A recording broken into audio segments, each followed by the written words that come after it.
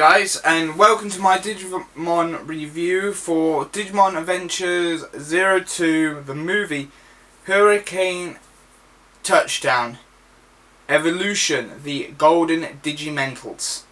Well, originally I was planning to do this in two parts because that's how the films are actually done. Are split into two parts, so they were like episodic lengths. But I thought it's an hour and 4 minute film, so I might as well review the whole thing. So, like always, how I do like most of my episodes and manga reviews, I'll do my own little synopsis. Then I'll tell you my thoughts, and then I'll tell you the changes done in the dub that is just called Digimon the Movie, as this film is the third part of that film. Okay, so part one, it starts off with the film. We see a young boy called Wallace. We later on learn that his name's Wallace. For you dub fans, this might sound crazy, but I might be weird. But for some reason, Saban changed his name to Willis. It really is weird. He already had a perfectly English name, Wallace, and they changed it to Willis. For me, I never understood why they changed it to Willis. Wallace sounded fine, and this film is also one of the only times there was a perfect English used with his character. I'll get onto that later on my thoughts video. So anyway, and we see him playing in the flowery fields with two Digimon, his Digimon partners, Chocomon and Gummimon. I'll be using the Japanese name for those. When suddenly a mysterious wind that I'm taking as the virus takes Chocomon, and he vanishes.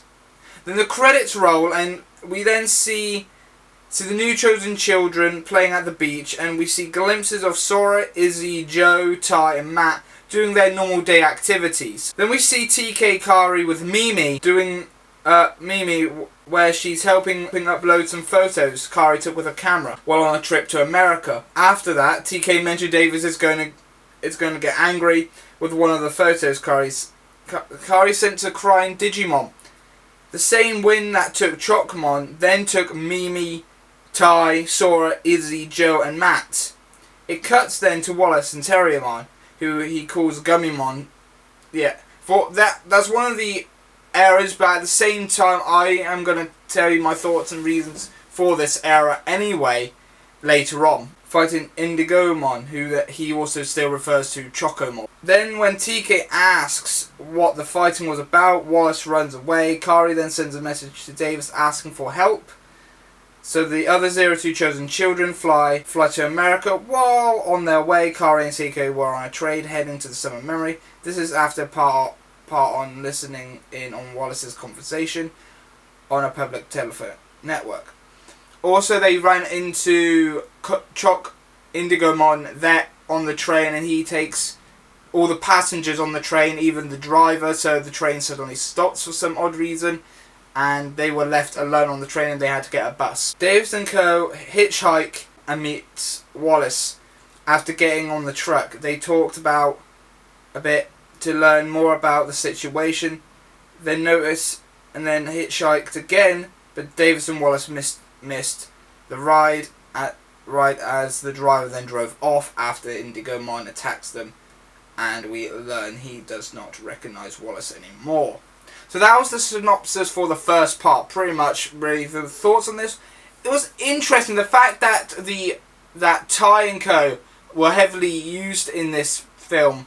It was interesting because I really, even though this ain't my favourite rewatching it, I did prefer this as a standalone film more than it trying to fit in to the dub, because I did like the elements of the chosen children being used here, of all the chosen children being used here, the Tai, Sora, Matt, Izzy, Joe, Mimi all being part of this vanishing act where Indigomon just wanted to find Wallace again and everything, and that was really, really interesting. Some of the scenes here were right at the end when Wallace and Davis were fighting Indigomon around the billboard area. The main footage of Terriermon and Vmon flying through the air and they crashed into a sign was they moved that to make it look like part of the battle of Indigomon, but that scene actually takes place after the battle, so that was a little bit different there. Also, like I mentioned before, in the English dub, the older chosen children only. The only part of seeing the older chosen children was just that seeing them doing their daily activities and what they were doing while on summer break or on a break or whatever from school. While them being taken away was a big plot point, a key plot for the story that was taken out. The other two mentions I will mention after I read the second part of the synopsis, so I'll give my thoughts on this of the first part to now, and yeah, so the first part, just called Hurricane Touchdown, was an alright story, was an alright build-up section. It really brung a lot of interesting. The animation was beautifully done. I really loved the animation in this film. I loved the fact that a lot of the key elements here was really there, were really bits that shined that were taken out from the dub. And I really didn't. After watching this third film constantly subbed now, and going to be watching it dubbed, I cannot but cringe at the editing that the film done. I really do feel like the dubbed movie is not the best of Saban's work. 'Cause he tried to splice 3 films into one film, and it didn't work that well. Now, granted, I'll give it nostalgia factor that it was a Digimon movie, and Digimon was a big thing at the time, and they decided to release it as the Digimon movie. So releasing by condensing 3 films into one 78-minute film was understandable.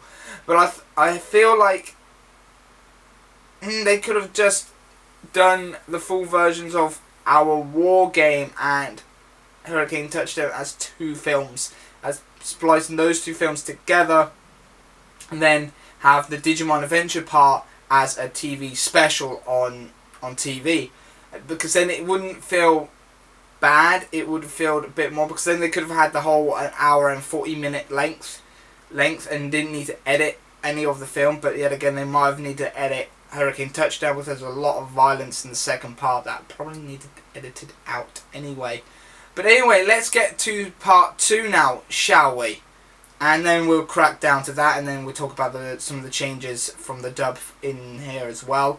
And then I'll give you my final thoughts on this. This is a different format of how I normally do my reviews, as you may probably notice. But I really wanted to crack down into this one and a little bit talk about like I am now, and really give you guys a little bit more of a heads up.